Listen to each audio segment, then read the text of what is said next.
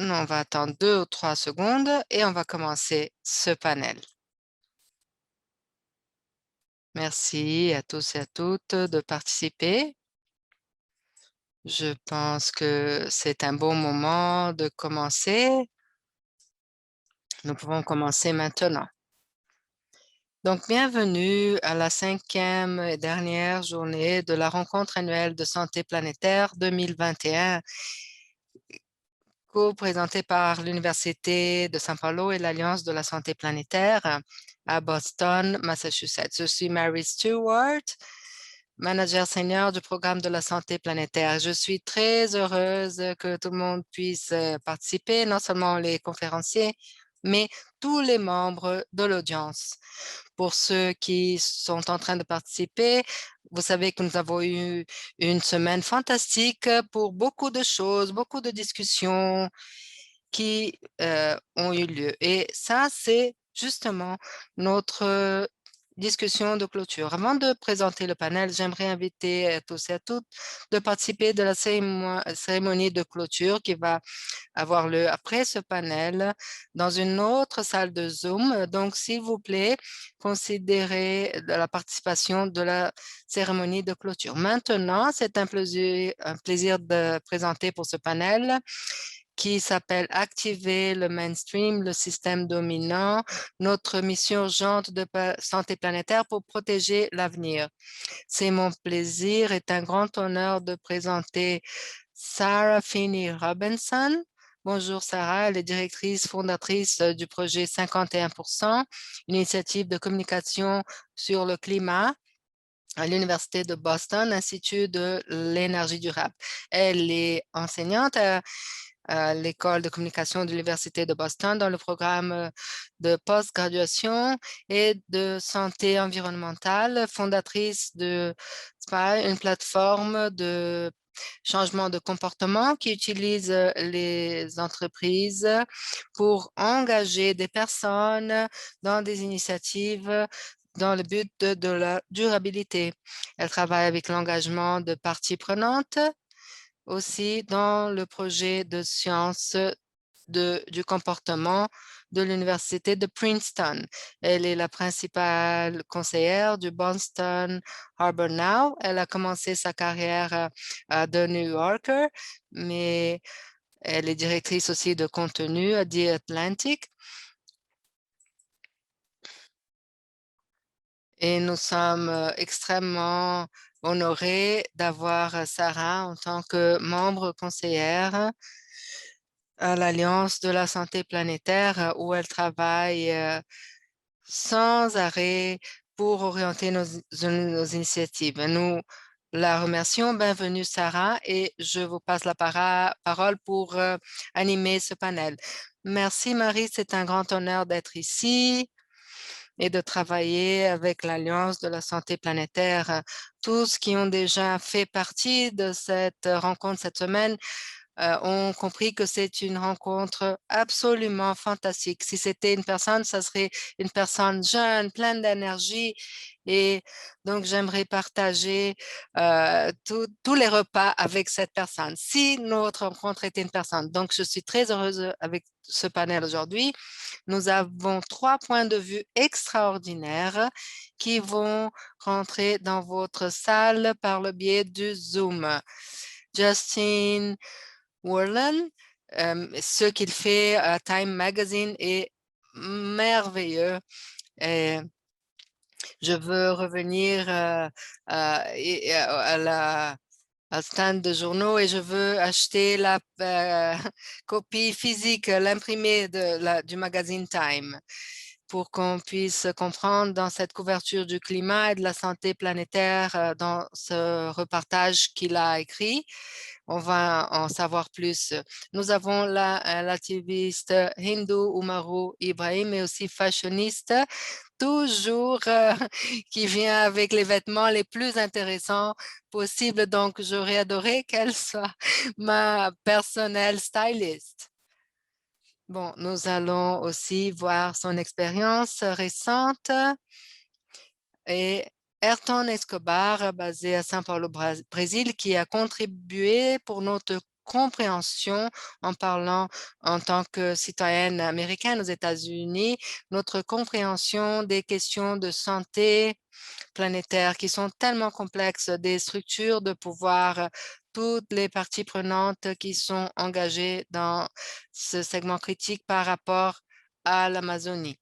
Notre séance donc, comme Marie l'a dit, sera le lancement, va mener au lancement de la déclaration de São Paulo, un document historique, un document vivant. Vous êtes tous invités à contribuer et ceci exemplifie l'esprit de notre alliance collaborative.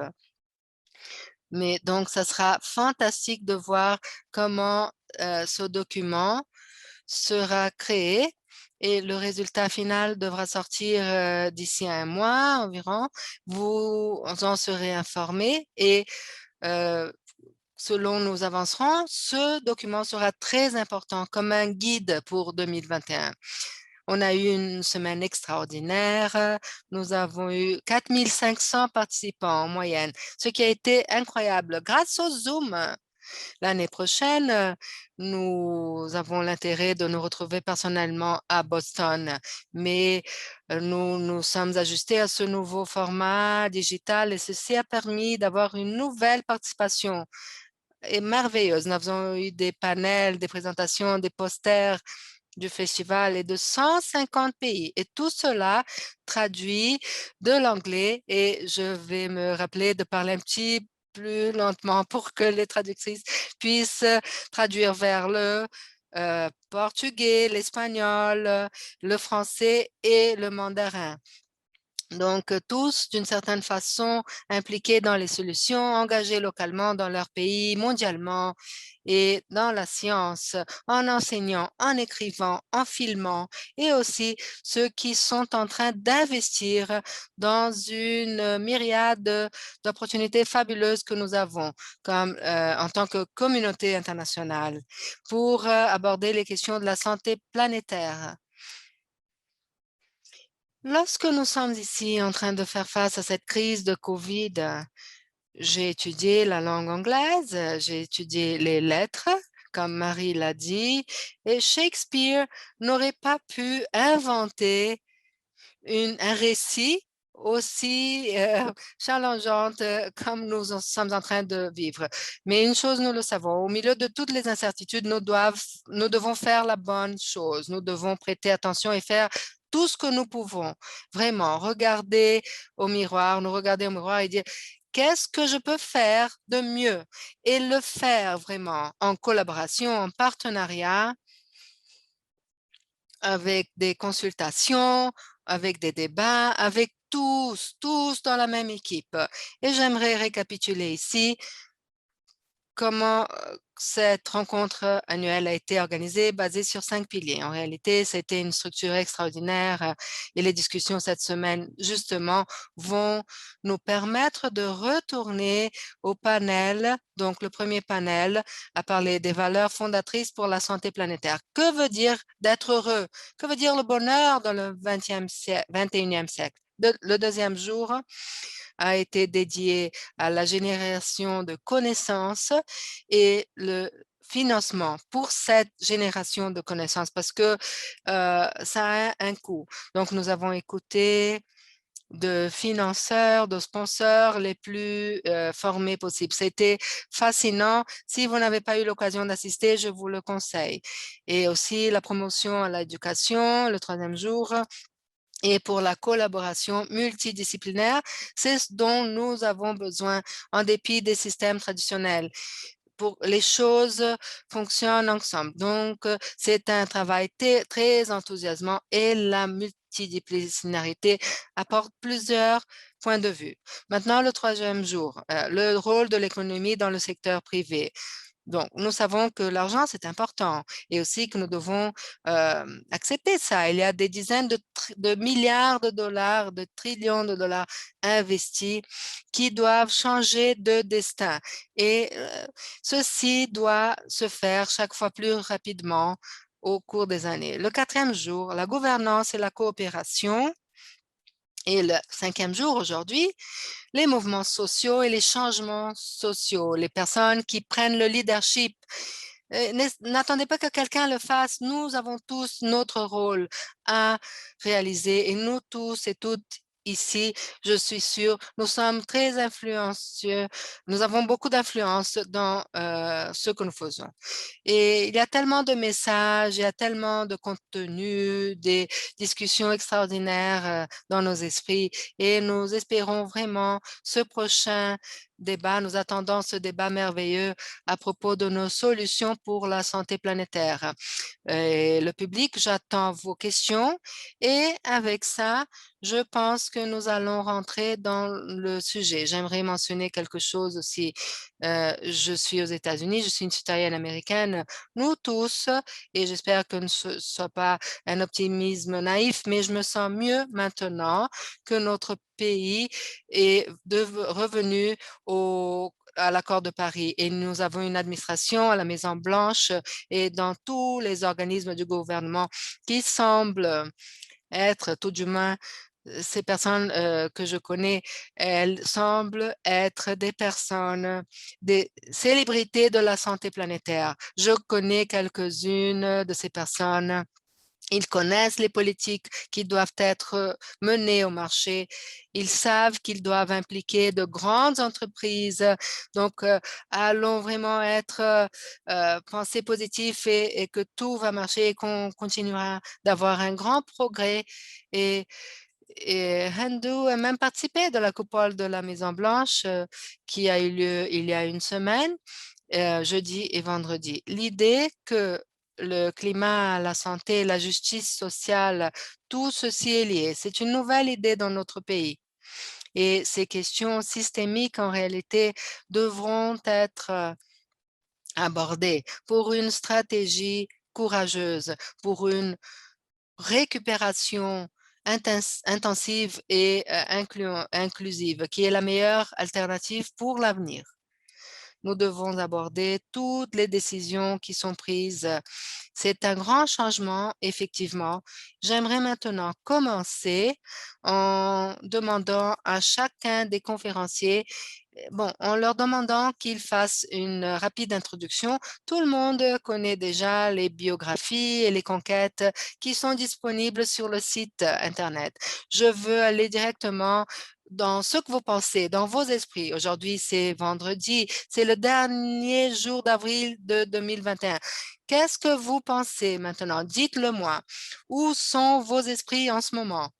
Nous avons eu tout un mois dédié à la Terre, à la coupole de la Terre. Nous avons le dernier jour de cette réunion fantastique avec des milliers de personnes du monde entier. Donc, dites-nous, parlez-nous de vos idées, de vos points de vue par rapport à ce moment que nous vivons maintenant.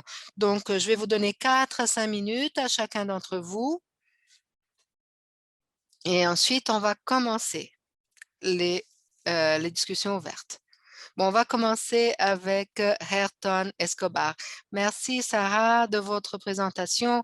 Bonjour ou bon après-midi ou bonsoir à tous et à toutes. Comment je me sens en ce moment-là? Bon, ce n'est pas comment vous vous sentez.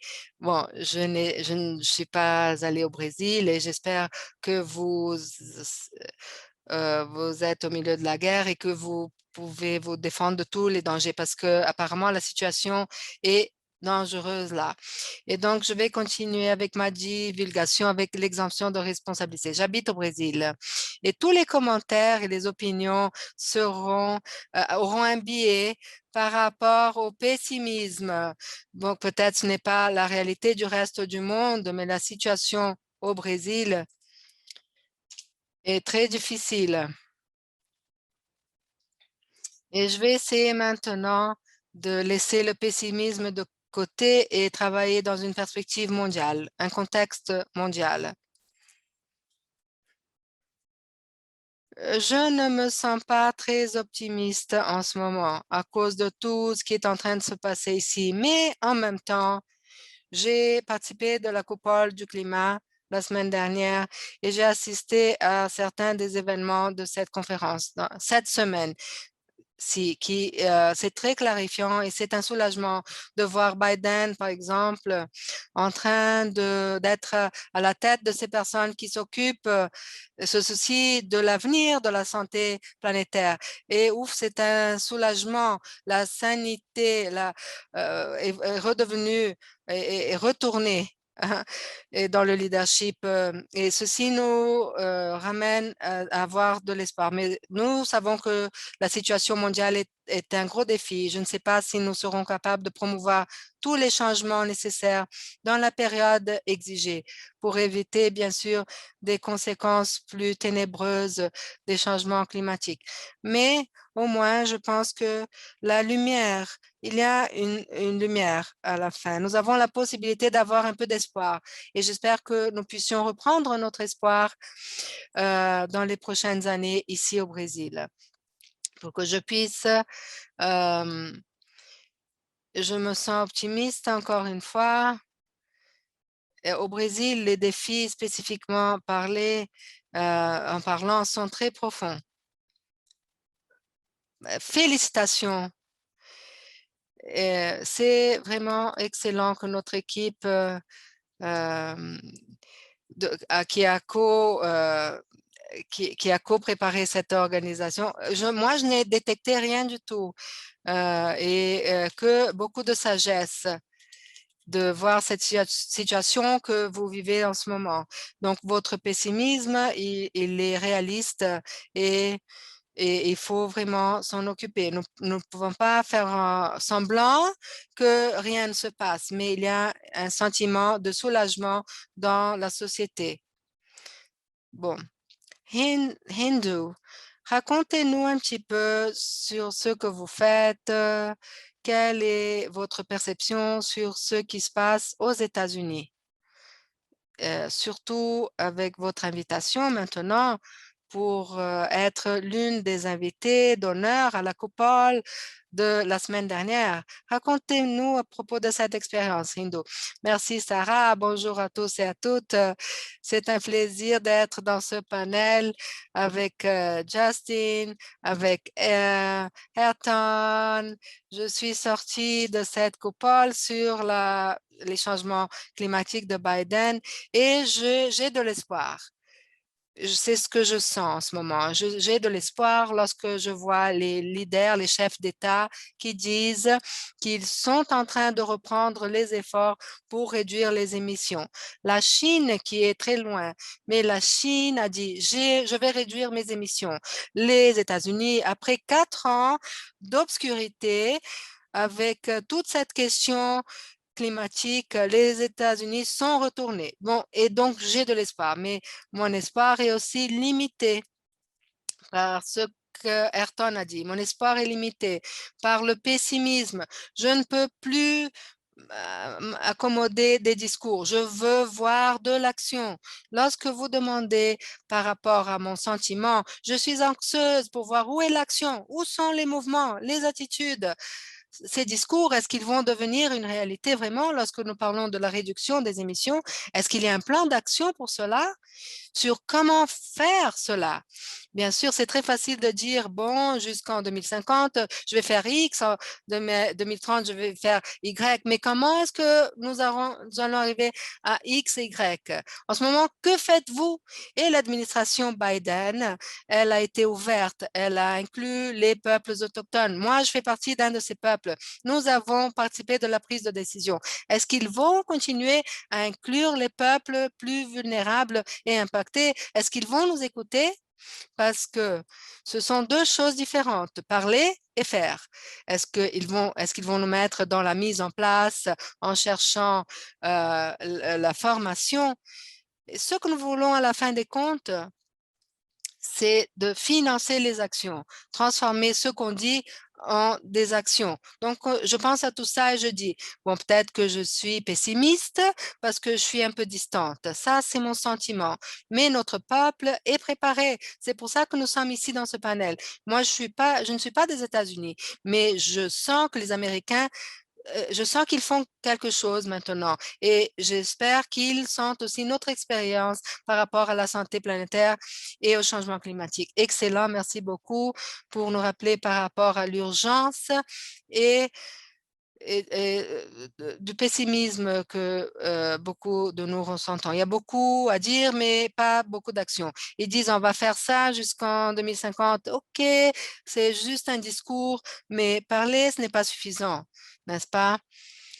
Et maintenant, j'aimerais vous motiver, vous encourager à poser des questions parce que je pense que vous ne vous connaissez pas les uns les autres. On ne s'est jamais réunis ensemble. Donc, peut-être qu'il y a de nouvelles relations qui apparaissent aujourd'hui. Justin, je suis très fascinée de, de ça. Le climat, c'est tout, tout. Et je pense que jusqu'en 2030, nous aurons beaucoup de contenu, beaucoup de récits, beaucoup d'articles. Si je serais encore en train de travailler en 2030, j'adorerais avoir votre stratégie de publication. Est-ce que vous pouvez nous en parler sur votre stratégie de publication? Pour en savoir plus, ce positionnement, comment il a été conçu et confirmé? Parce que je sais, d'après ma propre expérience, que ce n'était pas quelque chose que quelqu'un a écrit sur un écran blanc et tout le monde a dit oui, je suis d'accord.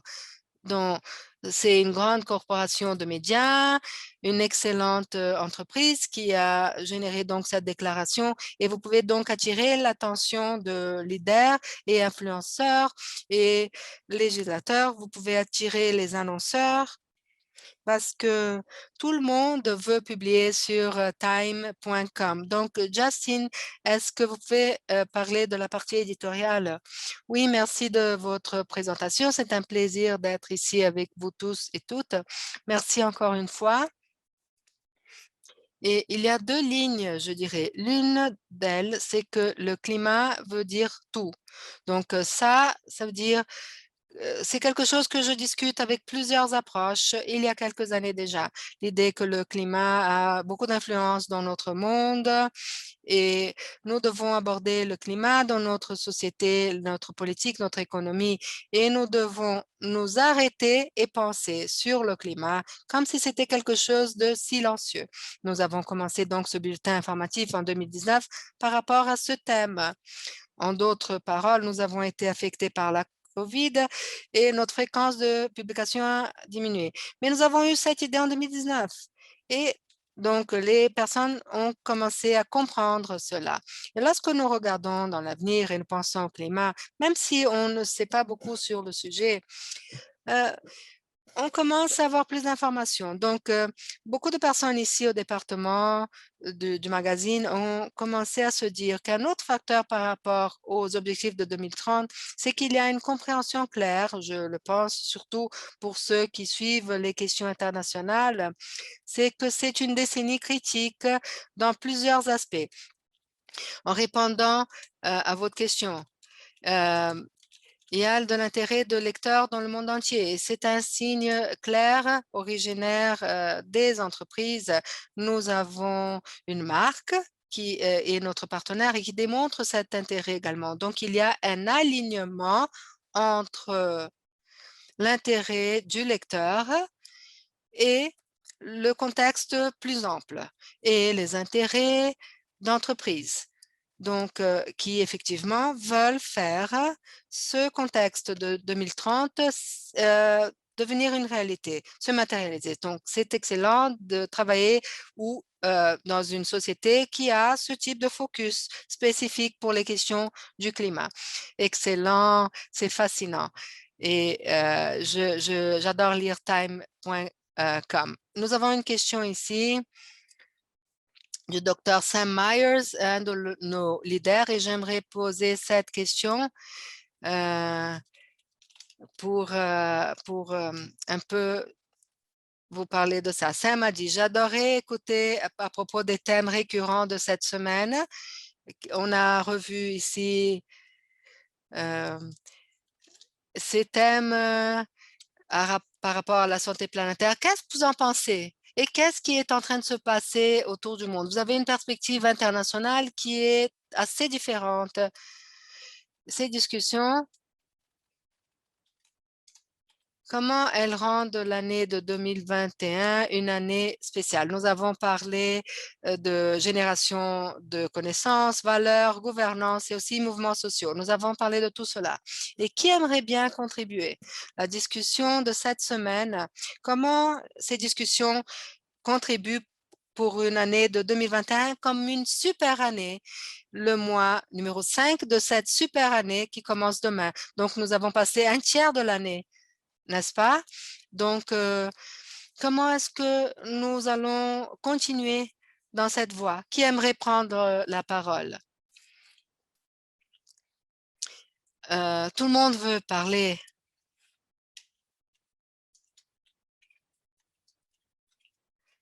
Bon, c'est réel cette année. Non pas parce que c'est pas parce que nous avons un objectif qui sera conquise dans plusieurs années. C'est pas pour cela que nous ne devons pas agir. Nous avons besoin d'un partenariat. Nous avons besoin d'idées transversales, y compris des questions transversales de climat, santé, environnement, tout est lié. Justin, je comprends ce que vous voulez dire. Tout est interlié. Tout le monde dépend de la nature. Si nous perdons la biodiversité à cause des changements climatiques, nous n'aurons pas de nourriture. Sans nourriture, nous n'aurons pas de santé. Sans santé, nous n'aurons pas d'économie. Nous n'aurons pas de justice sociale. Donc, tout est lié. Cette semaine a démontré que le fait de travailler en partenariat est la meilleure façon de récupérer, récupérer après cette crise. Et cette année, pour la première fois, c'est une année où nous aurons la COP des changements climatiques, la COP de la certification et des changements climatiques. Et ce sont des conférences mondiales simultanées très importantes et nous discutons comment nous pouvons sortir de cette crise de la pandémie de COVID et reconstruire les économies, récupérer les économies. Et en tant qu'être humain qui vivent dans la nature, nous pouvons prendre la bonne décision cette année de 2021. C'est une super année pour commencer une nouvelle décennie de notre génération. Est-ce que je peux contribuer? Je suis 100% d'accord avec vous. Je pense que l'agenda, lors du jour de la conférence, tout ce qui a été discuté souligne ce que vous avez dit. Et combien ce sujet est complexe et comment nous devons avoir tous les piliers, tous les acteurs, les parties prenantes pour travailler conjointement en partenariat. Si quelqu'un ne fait pas sa partie, on ne va pas arriver à la solution dont nous avons besoin. Et en retournant au principe de notre discussion ici, Biden, à la Maison-Blanche, il a vu ce grand écart, cette lacune qui existait, la plus grande puissance mondiale du point de vue politique est retournée à la table de négociation et elle va dans la bonne direction encore une fois. C'est un gros soulagement. Mais si les collaborations n'embarquent pas dans cette vague, si les personnes ne font pas leur partie chez elles, si on n'engage pas tous qui doivent être engagés, les populations autochtones et toute la société, là, ça ne va pas marcher. Les politiciens peuvent discuter, parler tout seuls, les entreprises peuvent faire ce qu'elles doivent faire. Mais s'il n'y a pas le soutien des politiques publiques, qui effectivement, c'est ce qui va promouvoir le changement nécessaire, rien ne va marcher. Donc, ce sont de grandes pièces d'un gros casse-tête que nous apportons pour ces conférences. Toutes ces parties prenantes doivent travailler ensemble dans la direction du même objectif. Sinon, il y aura une rupture et on ne va pas atteindre l'objectif final. Vous nous avez rappelé quelque chose de très important. Il s'agit du comportement humain.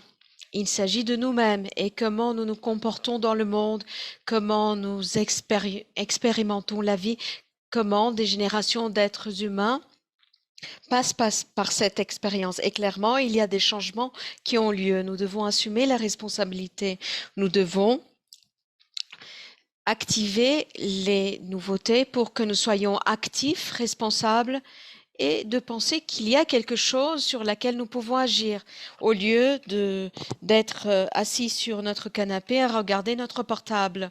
Je pense donc qu'il y a des possibilités pour ce genre de changement. Nous l'appelons de grandes transitions dans l'univers de la santé planétaire. Pour moi, c'est un grand mouvement de changement social. J'ai une fils de 3 ans et lorsqu'il aura mon âge, il ne se rappellera même pas de ce que nous parlons ici. Je ne pense pas à cette alternative. Et toi, Justin, qu'est-ce que tu en penses? Je suis tout d'accord avec tout ce qui a été dit. La nature interdisciplinaire, c'est ce qui en fait me surprend.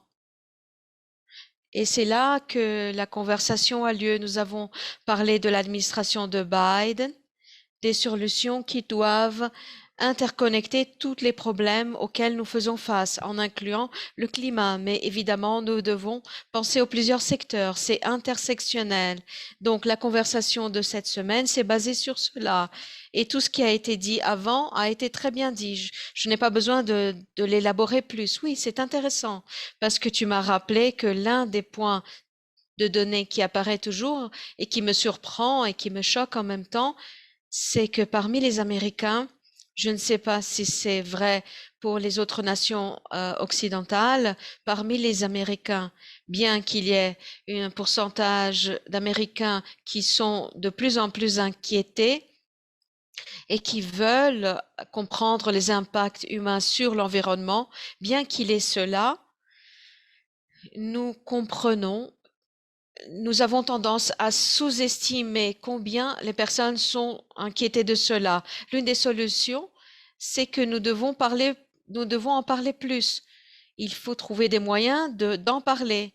Vous tous, vous êtes des communicateurs et je me demande si vous avez un alignement avec cette idée. Si vous connaissez quelqu'un dans votre vie ou dans votre ville natale, quelqu'un avec qui vous êtes allé à l'école, pas nécessairement ceux avec qui vous travaillez aujourd'hui, ceux qui s'encadrent dans cette catégorie. Ah oui, je suis inquiet, il y a quelque chose de mal qui se passe, nous devons résoudre, mais je ne sais pas quoi faire. Et sûrement, je pense que les personnes ne sont pas inquiétées de cela. Est-ce que vous connaissez des gens comme ça? Ils trouvent que c'est trop cher, très compliqué de résoudre. Mais je pense que l'expérience d'une pandémie locale, spécialement dans des nations privilégiées, c'est qu'ils ne savaient pas qu'il s'agissait d'une émergence globale. Et maintenant, ils sont au courant. Et maintenant, nous avons un leadership, une communication claire, la communauté qui se réunit pour travailler et qui applaudit les médecins et les soignants qui sont en train de travailler dans cette pandémie. Maintenant, nous savons ce qu'est une pandémie globale. Ceci a eu lieu dans plusieurs pays. En honorant tous ceux qui ont fait ce travail dans la ligne de front. J'aimerais retourner à cette question dans votre vie quotidienne, parce que très souvent aux États-Unis, nous avons un jour de Thanksgiving, lorsque nous nous réunissons avec la famille, nous rigolons toujours sur ça, nous avons toujours cet oncle embêtant. Et vous, comment vous parlerez avec cette personne par rapport à cette urgence que nous avons en main? Je vais commencer avec toi, Hindu. Merci. Je pense que je vais juste raconter une histoire à ce sujet. Le récit, la narration des histoires fonctionne très bien dans ce cas. Par exemple, je vois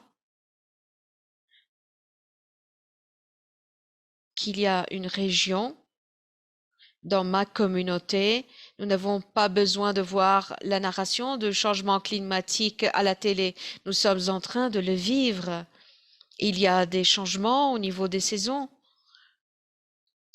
L'année dernière, par exemple, nos cultures toutes ont été inondées. Nous perdons même les graines.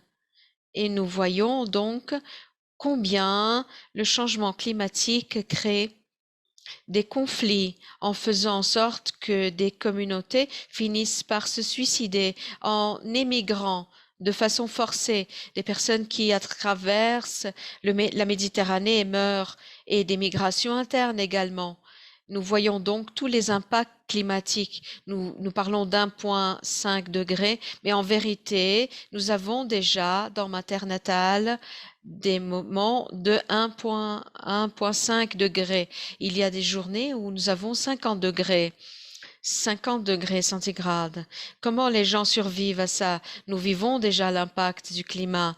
Et là, je demanderai à cette personne, et si c'était avec toi? Et là, je raconterai l'histoire de comment l'Amazonie est en train de brûler et comment ceci se passe en Californie toutes les années et combien ceci impacte notre santé. Et si notre santé est impactée, ceci devient un problème plus grand avec le Covid. Tous seront impactés. On ne peut pas tout simplement cacher le soleil. On ne peut pas changer, ne pas voir le changement climatique parce qu'il impacte à tous. Alors, s'il impacte à tous, nous devons changer ensemble. Et je dirais cela à cet oncle, entre guillemets. Si vous sortez dans la rue et que vous allez soutenir les autres, ça, c'est un choix que vous faites dans le présent. Je pense que de cette façon, la personne ne pourra pas écouter cette histoire et dire je ne comprends pas. Elle la comprendra. La phrase que j'utilise, c'est ça dépend d'où est la personne, qui est-elle. Ça dépend des spécificités de son expérience, de son histoire. J'essaye de customiser ce que je dis à chaque personne. La question aux États-Unis du climat, la question du climat aux États-Unis, pour beaucoup de gens, ils n'en sont toujours pas conscients. Mais très souvent, on peut pointer vers les choses les plus dramatiques et les plus subtiles qui sont en train de se produire. Même les plus sceptiques peuvent le voir. Ce que j'essaie de faire avec cette narration du climat, c'est de pointer des indicateurs. Peut-être vous avez pu voir que l'efficacité du carburant de votre voiture s'est améliorée, ou vous pouvez voir qu'il y a des changements dans les standards agricoles de votre ferme. La question, c'est de montrer comment le changement climatique est en train d'affecter notre vie. Et l'important, c'est de montrer cela aux personnes, même si elle n'est pas préparée pour le croire. Avec chaque personne, c'est différent. Je réponds à des emails de tous mes lecteurs. Hier, j'ai répondu à un email d'un lecteur qui m'a dit comment tu oses appeler cela une crise. J'ai eu une conversation agréable avec lui. Je lui ai pointé des données différentes liées à des données scientifiques et je lui ai dit le changement est en train de se faire. Tu peux l'ignorer, mais ça ne changera en rien. Il ne m'a pas dit je ne crois pas, mais son ton a changé. Il m'a dit je vais y penser. C'était marquant, ça. Et dans n'importe quelle situation, j'essaye de dire aux gens, j'essaye de parler aux gens à partir du lieu où elles se trouvent. C'est important pour nous tous, communicateurs, observer que c'est très important de comprendre d'où viennent les personnes, justement. Et il y a beaucoup de personnes dont l'alimentation et le style de vie sont cloués, sont enlacés à ce qui est préjudiciel à la planète. Donc, nous devons comprendre combien cette personne se sent craintive, elle se sent menacée par cette situation et nous devons avoir de la compassion et évidemment appuyer des politiques qui iront permettre une transition juste d'un certain type qui possiblement pourront diluer ce genre d'attitude. Je suis sûre que nous avons déjà entendu ce genre de perspective. Ayrton, j'aimerais t'écouter en termes de communication, je pense. Nous avons eu un certain niveau de succès à transmettre le message, à faire en sorte à ce que les personnes acceptent durant les dernières décennies, depuis le sommet de la Terre, ici au Brésil. Le grand défi maintenant n'est pas de convaincre les personnes qu'il s'agit d'un problème réel. Je pense que les personnes en général se sentent impliquées par les problèmes environnementaux. Elles sont de plus en plus inquiétées par l'Amazonie, par les océans. Elles sont inquiétées du climat, du changement climatique. Je pense que durant les dernières années, il y a eu une certaine frustration des personnes. Elles ont commencé à accepter cela. Je suis inquiète, je vois que c'est un grand problème, j'aimerais faire quelque chose, mais qu'est-ce que je pourrais faire? Par exemple, en termes de plastique, c'est un problème immense globalement et les personnes font attention à cela. Elles disent, oui, je vais essayer de réduire les plastiques. Mais alors, quelles sont les alternatives pour le faire? Alors, en retournant à la question précédente, nous devons impliquer les entreprises et la science doit agir. Les personnes ne veulent plus des plastiques, alors nous devons leur donner une option pour qu'elles puissent acheter sans polluer la planète durant les 500 prochaines années. Je pense que les personnes veulent faire leur part. Oui, elles cherchent juste une façon de le faire. Le grand défi maintenant que nous avons devant nous, c'est la désinformation. Je suis sûre que tous ceux qui travaillent dans la communication et dans le journalisme le savent. Nous savons qu'informer les gens était déjà un grand défi. Maintenant, en plus de cela, nous devons déconstruire tous ces mensonges et des faits alternatifs qui sont en train de bombarder les gens, même dans ma famille. Les gens me disent, Ayrton, ça c'est vrai? On doit dépenser beaucoup de temps. Au lieu de faire notre travail, nous devons en plus déconstruire tous ces mensonges qui sont en train d'être envoyés aux personnes tous les jours. Et ça, c'est un immense défi qui, à mon avis, ne fera que s'empirer. Oui, c'est vrai, à cause des intérêts qui sont dominants, les intérêts hégémoniques qui ne veulent pas que les changements aient lieu. Justin, est-ce que tu aimerais parler un peu au sujet de cette désinformation?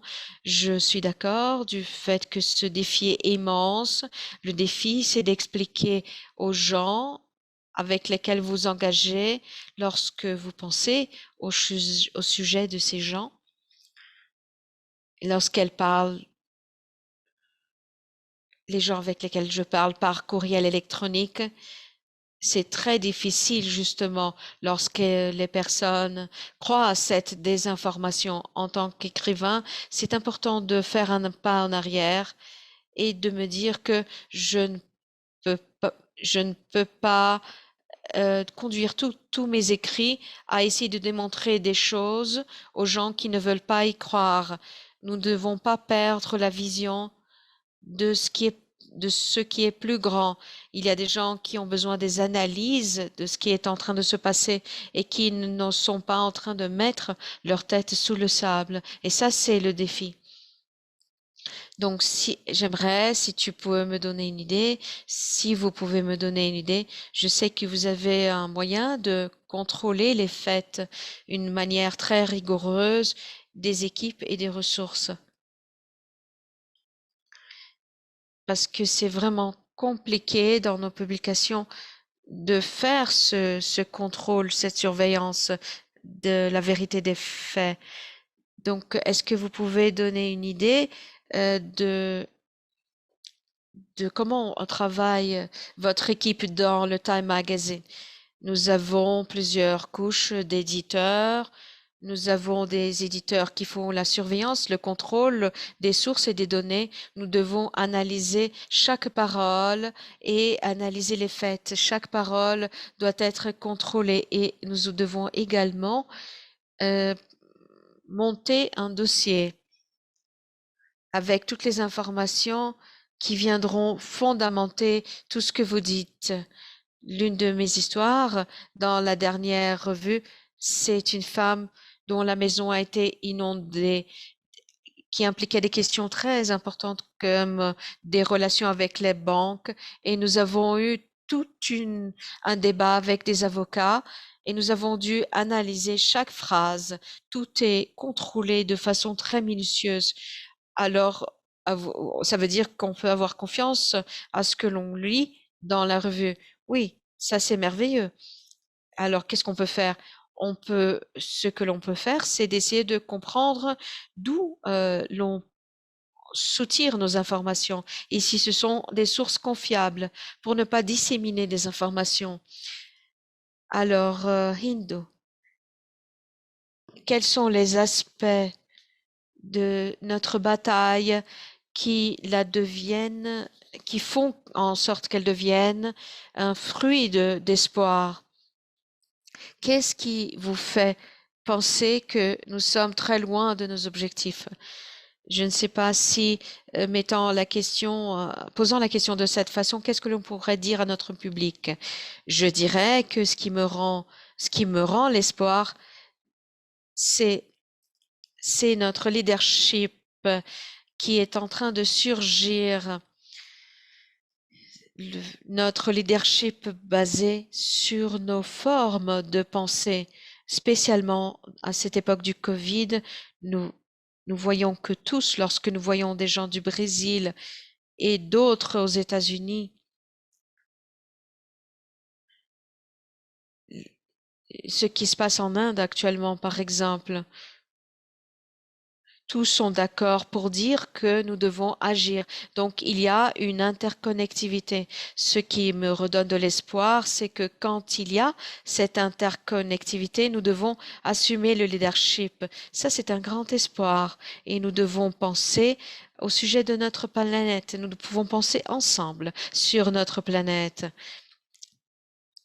de sorte que tous ceux qui ont été laissés en arrière puissent être inclus dans les questions climatiques. Je vois beaucoup de mouvements de jeunes qui ont lieu.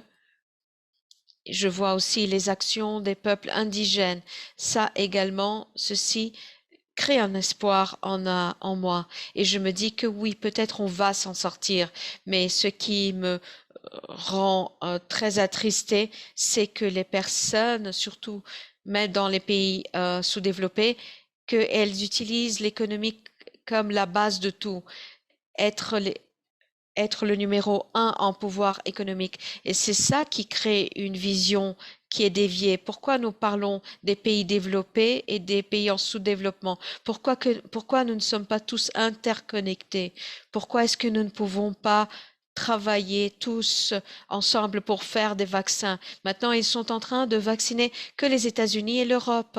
Alors, nous sommes si loin des solutions et je pense que c'est très égoïste avec les êtres humains. Nous devons penser à une réponse globale à cette crise globale. Évidemment, nous devons accepter notre diversité, évidemment.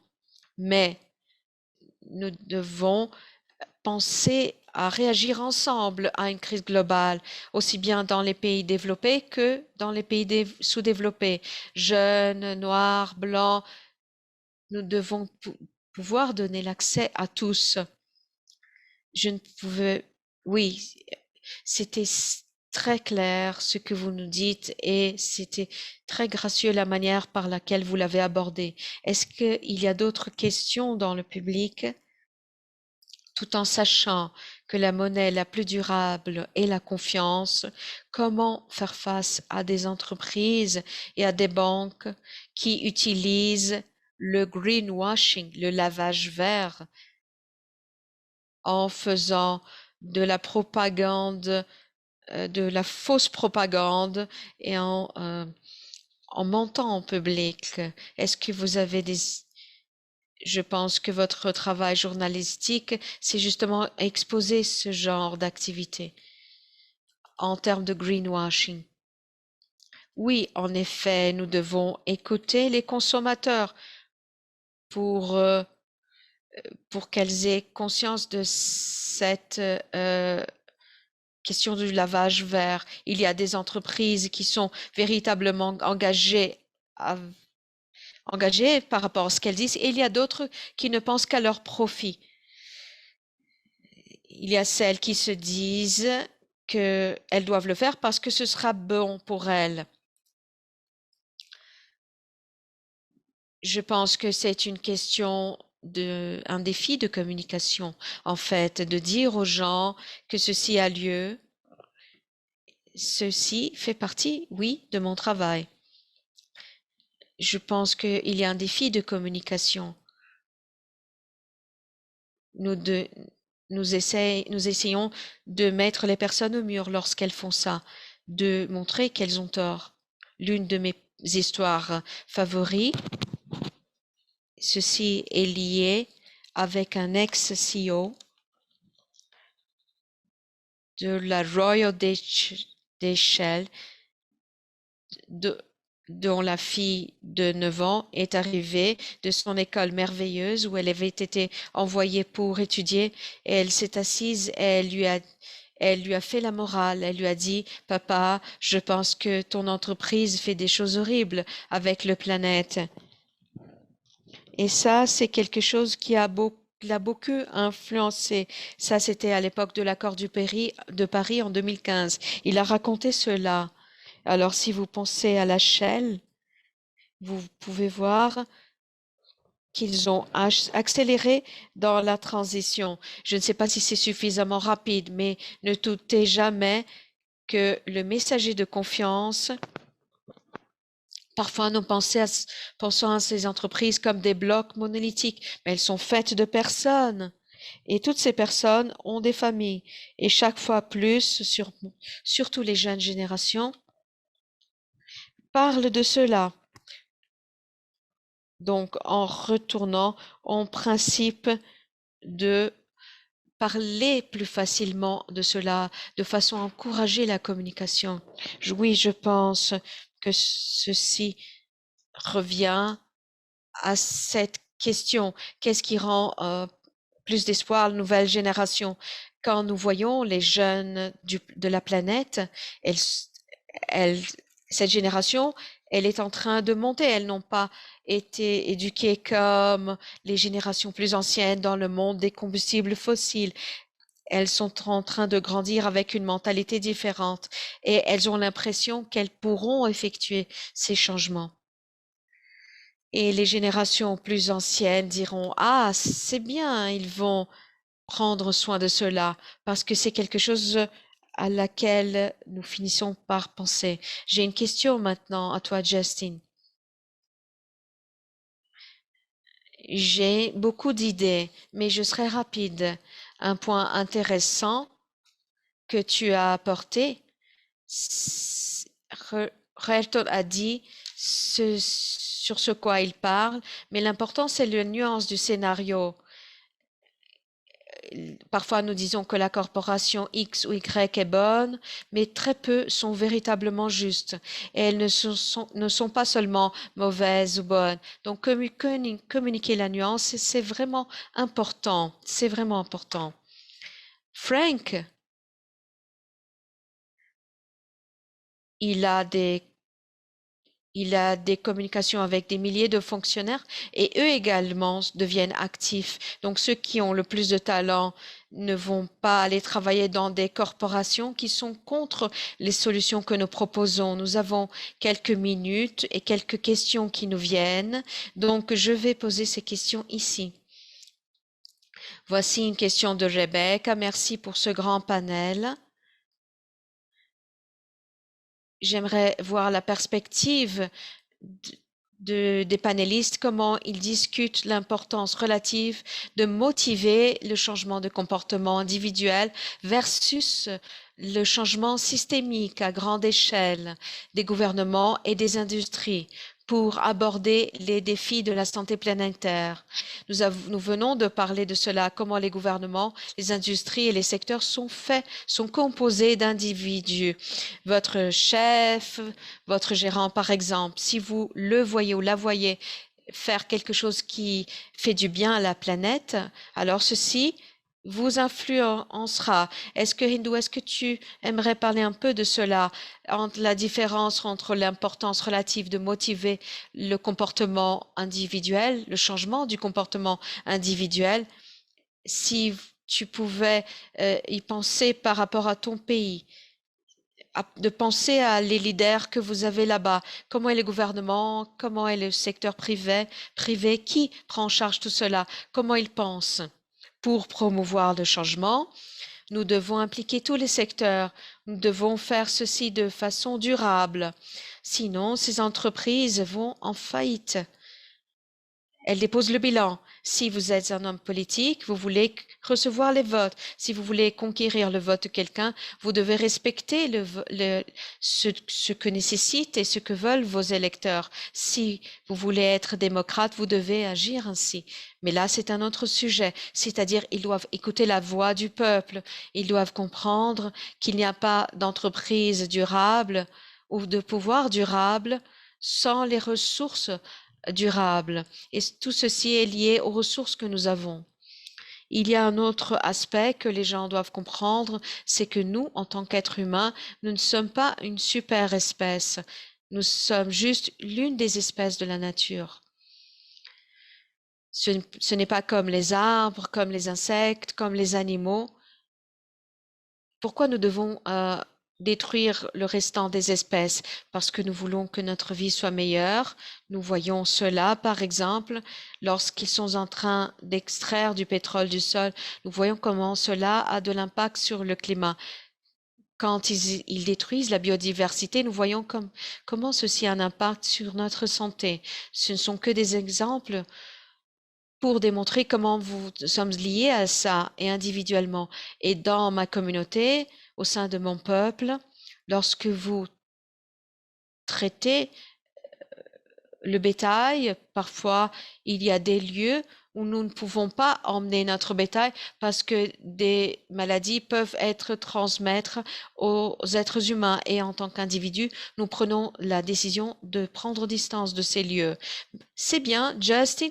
Est-ce que tu pourrais faire un article en parlant de la communauté de hindou?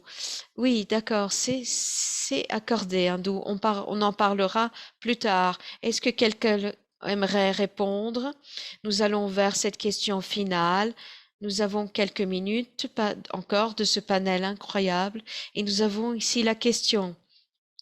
Nous sommes déjà dans l'ère numérique, mais il y a encore des personnes qui n'ont pas l'accès à la communication, tout simplement parce qu'elles n'ont pas un signal de télécommunication disponible. Et ça, c'est vrai dans plusieurs pays. Ce n'est pas seulement dans des régions indigènes. Dans notre pays ici, nous avons des problèmes réels d'accès à la technologie et à la communication également. Et une partie de cela est générationnelle. Parfois, les personnes ne veulent pas s'insérer dans ce changement. Comment nous pouvons faire une santé planétaire inclusive pour tous? Comment garantir à ce que personne ne soit laissé en arrière? Nous avons l'Alliance de la santé planétaire qui offre un réseau d'organisations et maintenant, c'est ouverte l'affiliation individuelle, qui est une excellente opportunité pour que tous puissent participer. Si vous voulez vous connecter par l'Internet, vous avez l'accès à l'Alliance. Il y a des ressources qui sont disponibles, mais il y a des ressources qui ne sont pas basées sur la technologie et que vous ne pourrez pas recevoir. Ayrton, est-ce que vous pourriez dire quelque chose? Notre temps est presque fini. La technologie, en mon opinion, ira se charger de cette question. Les communautés indigènes, même dans la région amazonienne, ont un certain type d'accès aux portables, par exemple, ou aux dispositifs de portable. Nous essayons de prendre distance avec la technologie, mais c'est difficile. C'est difficile de vivre dans un lieu où il n'y a pas de signal de portable aujourd'hui, même dans des lieux où vous n'avez pas accès à la communication. C'est une charge de l'État, des gouvernements et des acteurs publics qui doivent se charger de cela. Et indépendamment de ce que la communauté ait accès ou pas, et si elle a accès aux informations sur la santé de la santé climatique, ils sont en train d'être affectés. Ils doivent recevoir cette information. Même quand ils n'ont pas l'accès à cette information, les acteurs publics doivent assurer en sorte que la communauté soit faite. Ils doivent insérer ces communautés, ces peuples dans leur agenda. Je ne peux pas résister. Pour vous, les grandes stars des médias, s'il vous plaît, fournissez des contenus qui soient facilement partageables, des contenus qui soient facilement compréhensibles et trouver une équipe qui puisse vous aider et qui puisse faire parvenir ce message. Merci à tous. J'espère que vous tous, vous pourrez vous diriger vers la cérémonie de clôture de cet événement incroyable et de dire bravo aux organisateurs qui seront là-bas et nous aurons une version préliminaire de la déclaration de São Paulo pour la santé planétaire et nous pourrons voir comment chacun de nous